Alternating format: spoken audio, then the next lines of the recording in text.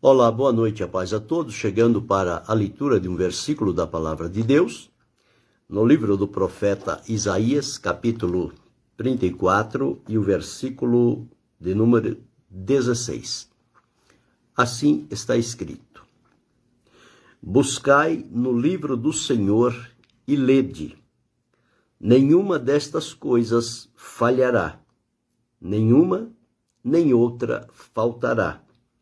Porque a minha própria boca o ordenou, e o seu Espírito mesmo as ajuntará. Estas foram palavras proferidas por Isaías, debaixo da inspiração do Espírito Santo de Deus, quando estava recebendo a mensagem do Senhor para escrever este livro, dentro do propósito e da vontade de Deus, para ficar registrado para todas as gerações. E como hoje é o dia da Bíblia, nada melhor do que falarmos sobre o livro do Senhor. Livro santo, sagrada Escritura, és a firme palavra, palavra fiel, verdadeira, poderosa, viva, palavra eficaz, palavra que traz em si a manifestação do poder de Deus. Eu já disse, nada como repetir novamente. Palavra de Deus, que nós conhecemos como a Bíblia Sagrada, na linguagem bíblica é a Escritura, a palavra de Deus. Mas cognominou-se Bíblia, porque vem de biblos, biblion, significa biblioteca. Biblioteca é um conjunto de livros, e nada melhor do que essa designação para a Bíblia. Então colocou Biblion, Bíblia Sagrada, ou seja, de origem divina. Veio de Deus, veio do céu para a terra, de Deus para a humanidade. Deus abençoe, Sidney. De Deus para a humanidade.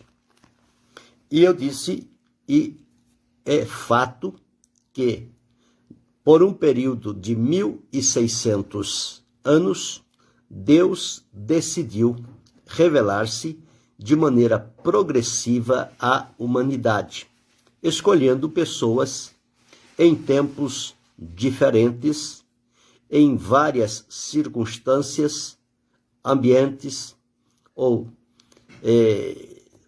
manifestações políticas diferentes uma da outra, cultura, tudo era diferente.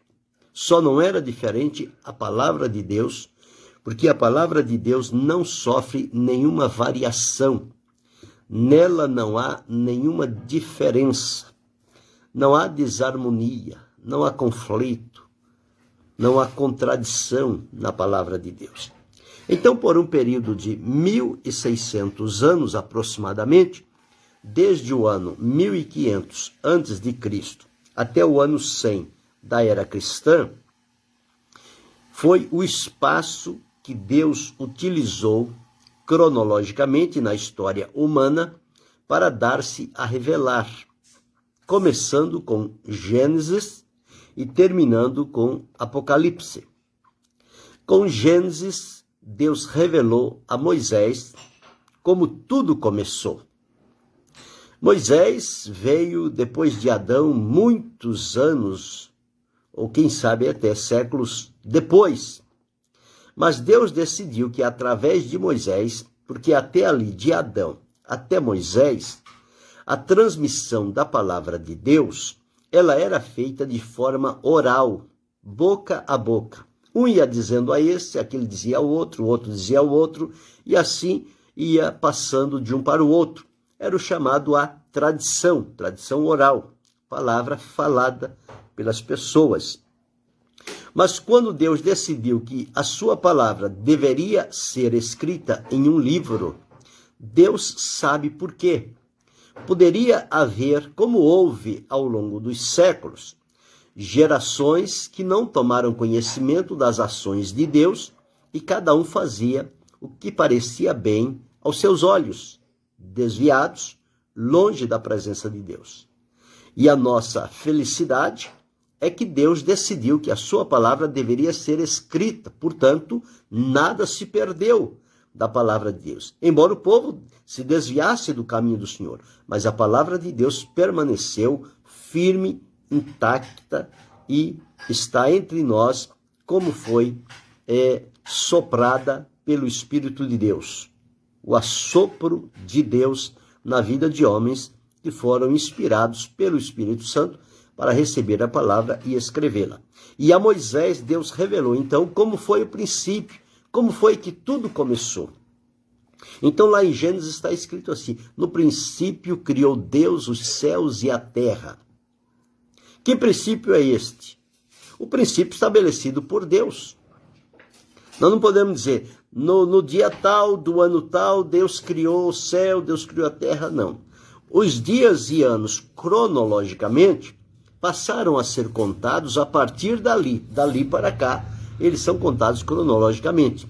Eles eram contados de forma decrescente. Tanto é que começou praticamente no ano 4004 e veio até o ano 4. Aí, quando Jesus nasceu e veio a esta terra, passou a contar depois de Cristo. Então, ano 1, século 1, século 2, século 3, nós estamos hoje no século 21, depois de Cristo. E a história ficou marcada com isso, antes e depois de Cristo. Então, anterior a Cristo, antes de Cristo. A contagem era de forma decrescente, do maior para o menor. Depois de Cristo, do menor para o maior. E a sequência progressiva que nós contamos os anos cronologicamente. E lá em Apocalipse, quando Deus, então, fechou a revelação através de João, ele disse, sela esta profecia. E deixou registrado o seguinte, que quem tirasse alguma coisa da palavra de Deus, lhe seria tirado a parte da árvore da vida. E quem acrescentasse qualquer coisa à palavra de Deus, lhe seriam acrescentadas as pragas que estão escritas neste livro. Então Deus começou, fechou, ele abriu a sua revelação progressiva, passo a passo, e concluiu em João. Abriu em Moisés e concluiu em João. Fechou ali. Então não tem nada mais que acrescentar ou que tirar da palavra de Deus. Ela é completa, não falta nada. Às vezes as pessoas caem numa infantilidade, dizer que alguma palavra do texto sagrado está escrita de maneira errada. Isso é a confusão da mente humana. Na palavra de Deus não tem erro. A palavra de Deus é perfeita, é eterna. Tanto é que o poder da palavra de Deus na nossa vida muda a nossa vida. Então significa que esta palavra realmente é de origem divina. Ela foi inspirada por Deus. E nós devemos recebê-la assim, como palavra de Deus. Então foram 40 escritores ao longo de 1.600 anos que escreveram. Uns escreveram mais de um livro. E estes livros foram guardados, foram conservados. Inicialmente foram escritos em hebraico, com algumas partes em aramaico, no Novo Testamento partes em grego e aramaico.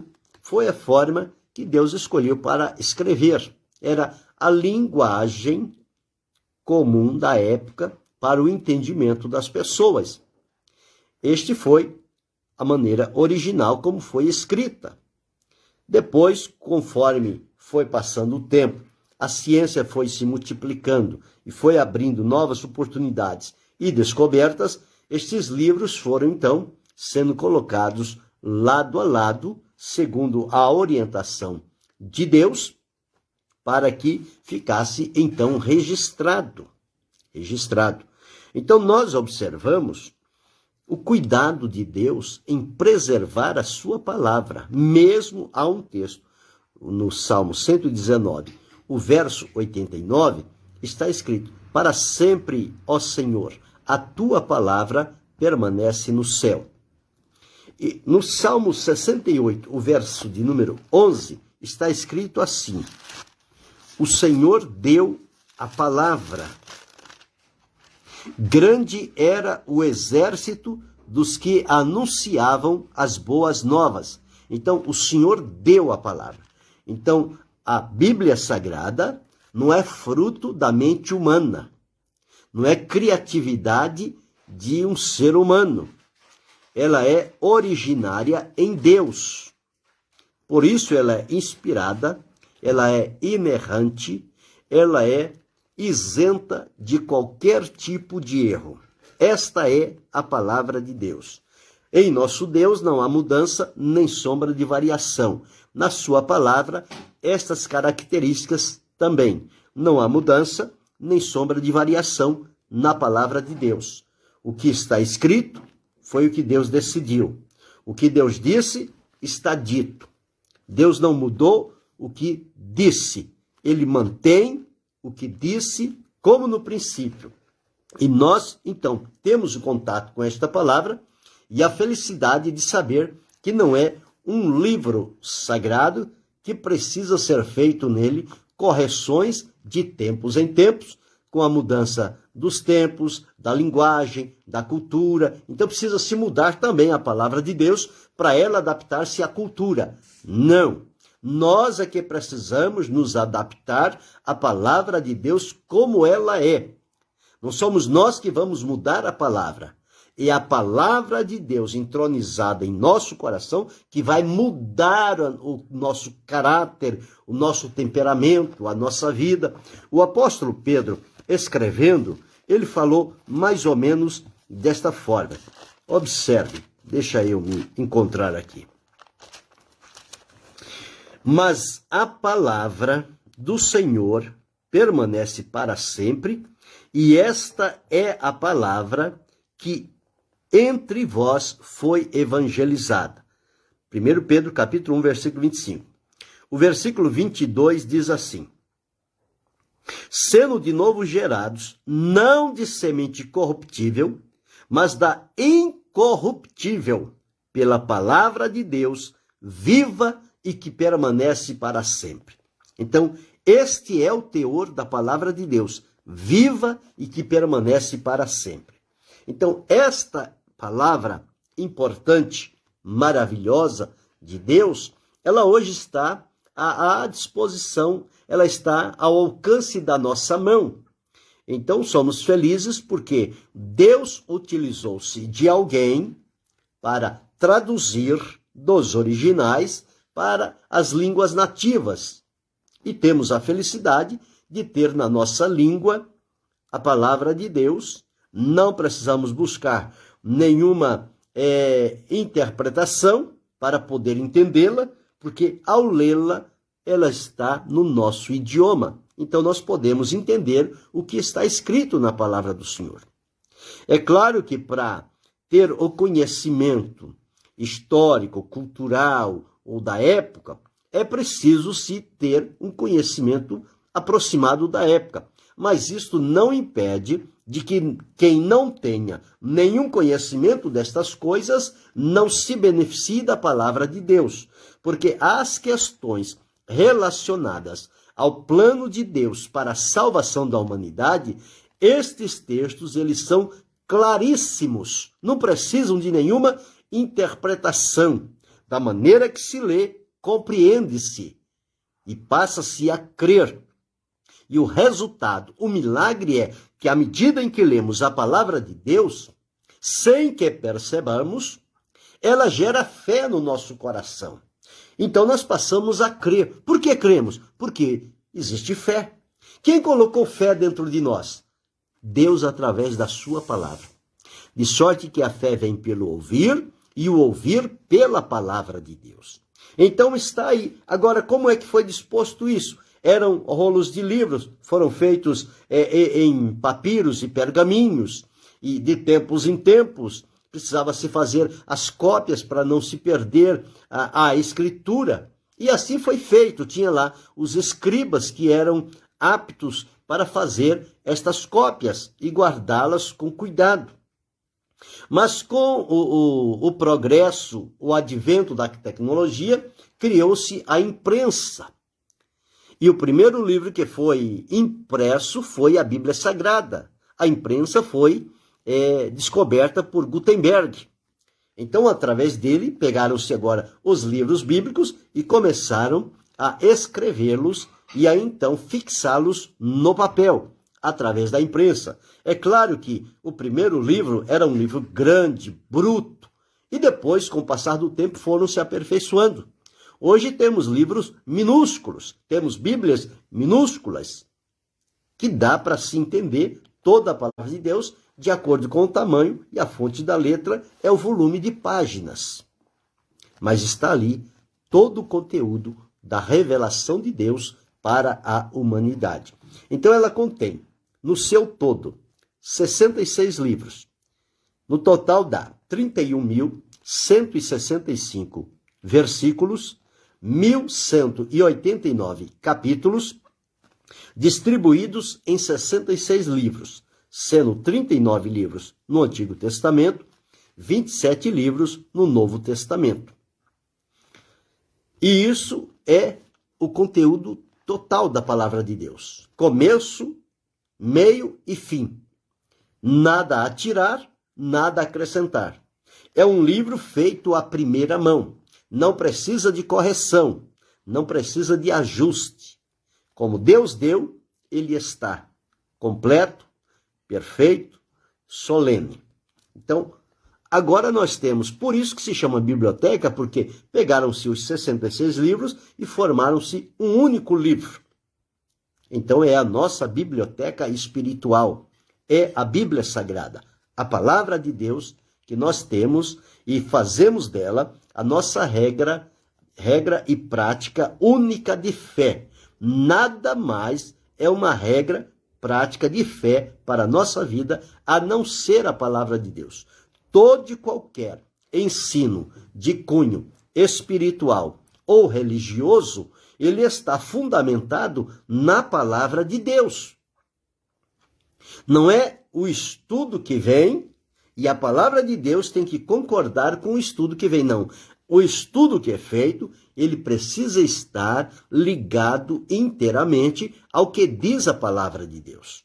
Portanto, não pode fazê-lo de maneira errada ou tendenciosa. Então, por isso está aqui: buscai no livro do Senhor e lede. Nenhuma destas coisas faltará, nenhuma destas coisas falhará, nenhuma nem outra faltará, porque a minha própria boca o ordenou. Boca de quem? De Deus. E o seu Espírito mesmo as ajuntará. Ajuntará. Então hoje nós temos tudo junto aqui. E como é que foi feita a disposição? Esses livros, eles não estão unidos de maneira cronológica. O que veio primeiro, o que veio depois, o que veio terceiro, o que veio por último, não. Eles estão dispostos de acordo com temas. Por exemplo, os 5 primeiros livros são chamados de lei. São os livros mosaico. É chamado o Pentateuco.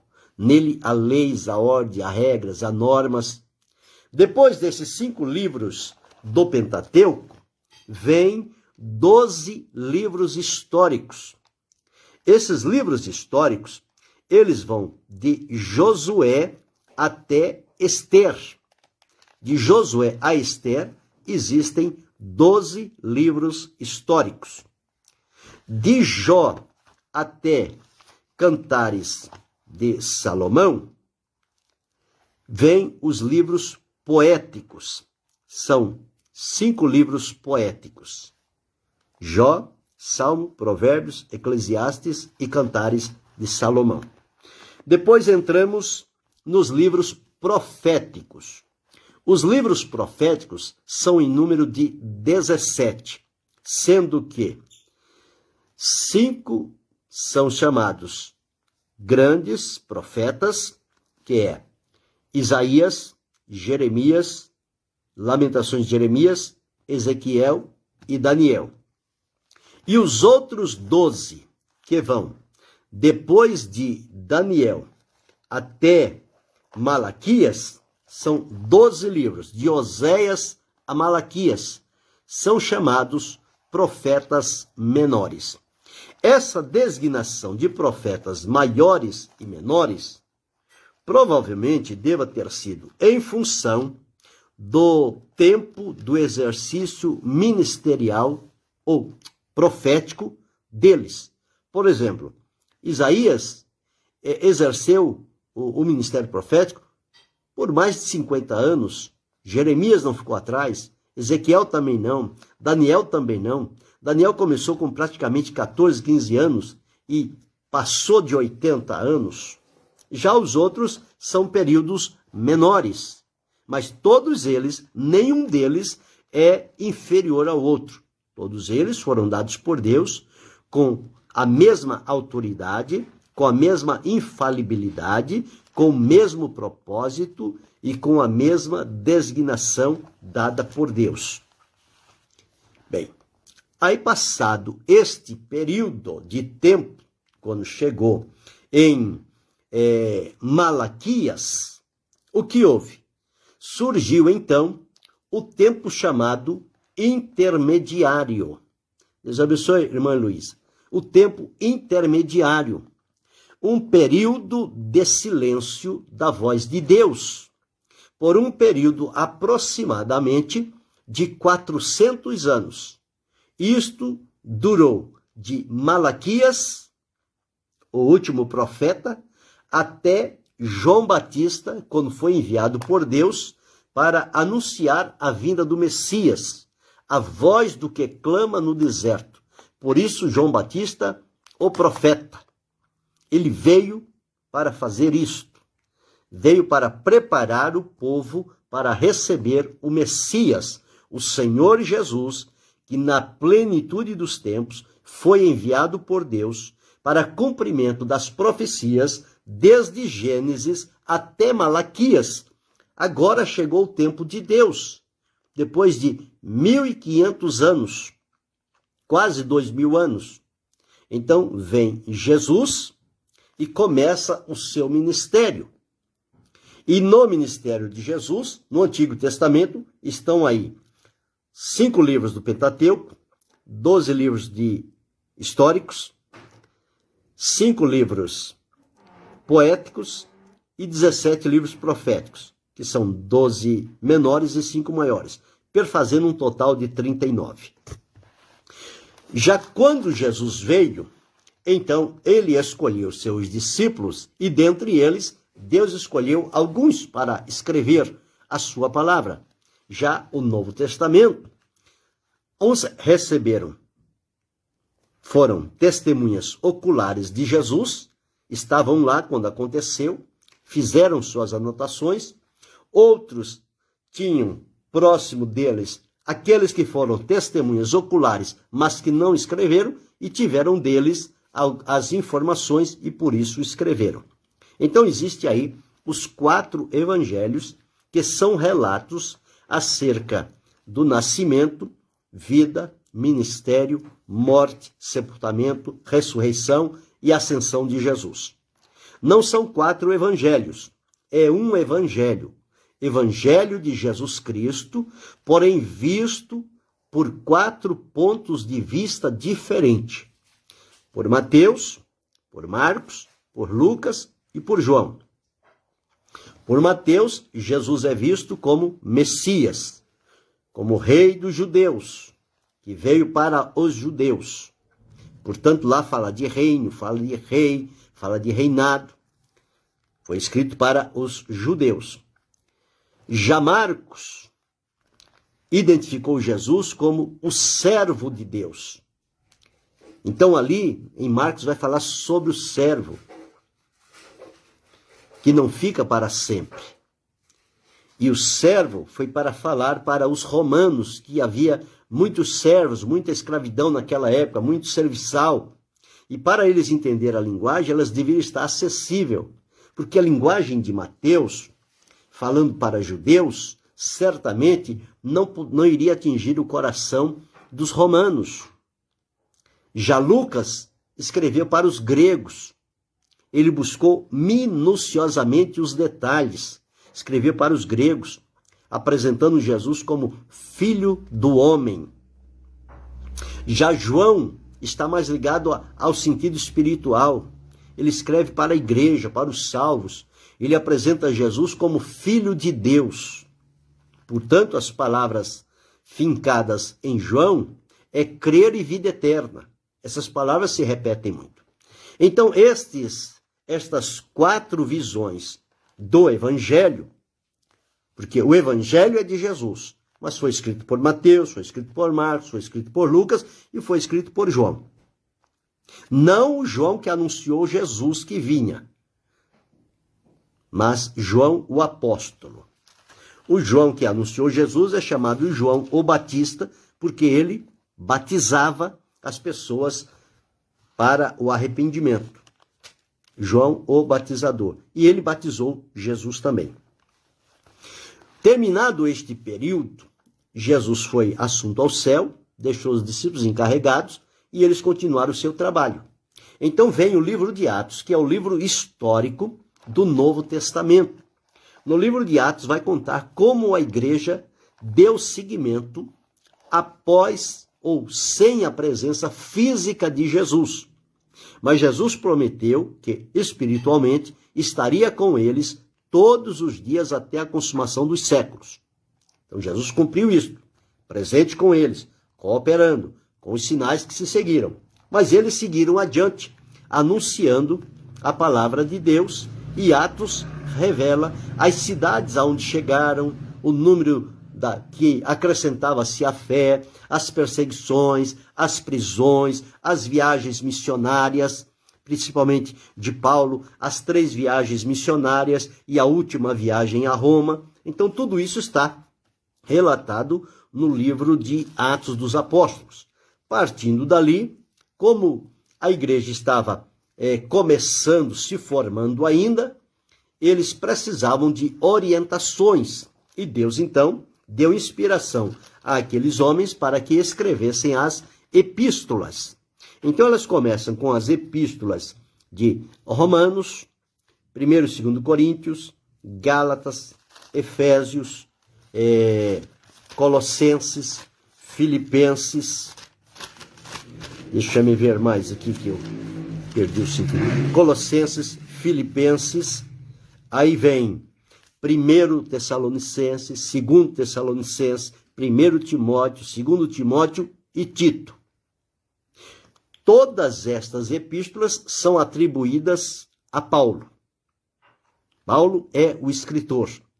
Depois vem a epístola aos Hebreus, que não tem um nome definido. Alguns afirmam ser Paulo, mas não está lá, não vamos afirmar o que não está escrito.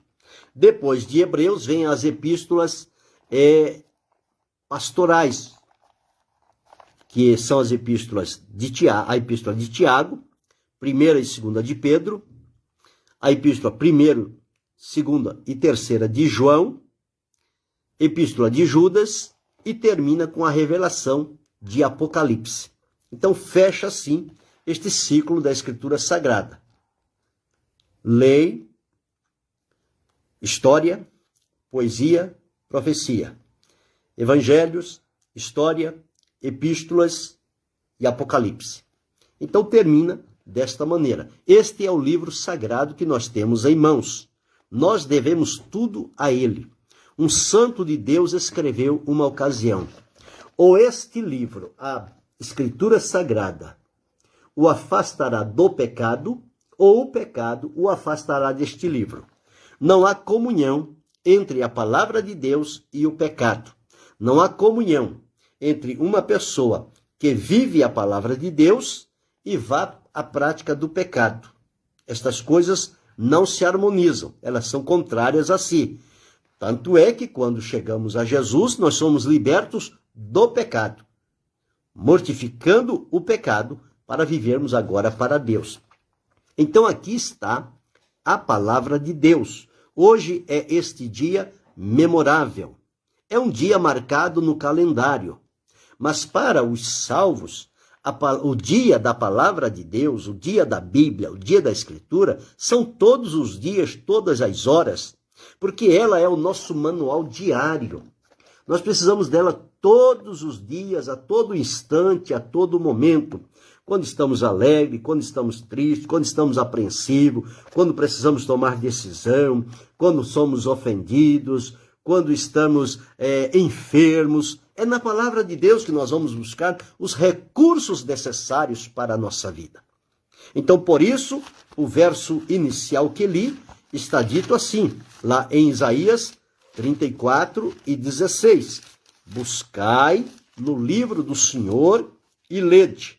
Nenhuma destas coisas falhará, nenhuma nem outra faltará, porque a minha própria boca o ordenou e o seu Espírito mesmo as ajuntará. Isaías escreveu dizendo, assim será a palavra que sair da minha boca, de Deus. Não voltará para mim vazia, antes prosperará naquilo para que a enviei. Então, toda a palavra de Deus, ela tem um direcionamento para o meu coração, para o teu coração, para o nosso coração. E ela não volta vazia. Ela vem para fazer um importante trabalho e ela é responsável por essa grande transformação, libertação que nós desfrutamos, paz com Deus, comunhão, alegria, esperança, fé e expectativa da eternidade com Deus. Isto tudo devemos a este livro santo, a este livro sagrado, que não deve servir de amuleto. Quando surge qualquer coisa, olha aqui a Bíblia, o livro da capa preta. Não, isso não está dizendo nada. O que vai dizer para nós é se a palavra de Deus está no nosso coração e se nós estamos andando à luz da palavra de Deus. Aí sim, o poder de Deus vem na palavra de Deus que está no nosso coração. E aí nós temos livramento, nós temos direção, nós temos bênção, nós temos graça, nós temos alegria, nós temos contentamento, nós temos direção, porque a palavra de Deus está em nós. E o apóstolo João, escrevendo aqui, ele diz o seguinte,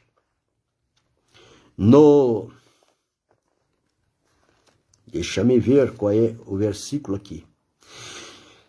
1 João capítulo 2, versículo 14. Eu vos escrevi, pais, porque já conhecestes aquele que é desde o princípio. Eu vos escrevi, mancebos, porque sois fortes, e a palavra de Deus está em vós, e já vencestes o maligno. Como é que se vence o maligno? Com a palavra de Deus. Onde ela deve estar? Em nós. Como Jesus venceu? Com a palavra. Onde estava a palavra? Em Jesus. Por isso ele venceu. E nós venceremos tudo à luz da palavra de Deus. Então, ame a palavra de Deus. Ame a Escritura Sagrada. Leia, medite, compare, estude, proclame, anuncie, repita os versículos para que eles sejam entronizados no seu interior. Porque no momento de dificuldade, o Senhor disse que não há necessidade de a gente ficar preocupado com o que vai falar, porque naquela mesma hora o Espírito Santo nos dará palavra. Se a palavra está no tesouro, no vaso de barro, quando chegar aquela hora, o Espírito Santo vai trazê-la ao nosso entendimento e nós vamos falar a palavra certa. Não vamos ficar jogando palavra ao vento até que uma se encaixe aonde precisa. Não, a primeira palavra que Deus der, ela vai no lugar certo. Então, este é o dia da Bíblia. Que seja um dia significativo para a sua vida, para a minha vida, de gratidão a Deus por este livro santo e sagrado que veio de Deus para nós. E ele nos encaminha para o céu, de volta para a presença de Deus. Pensa sobre isto. Querendo Deus, amanhã retornaremos.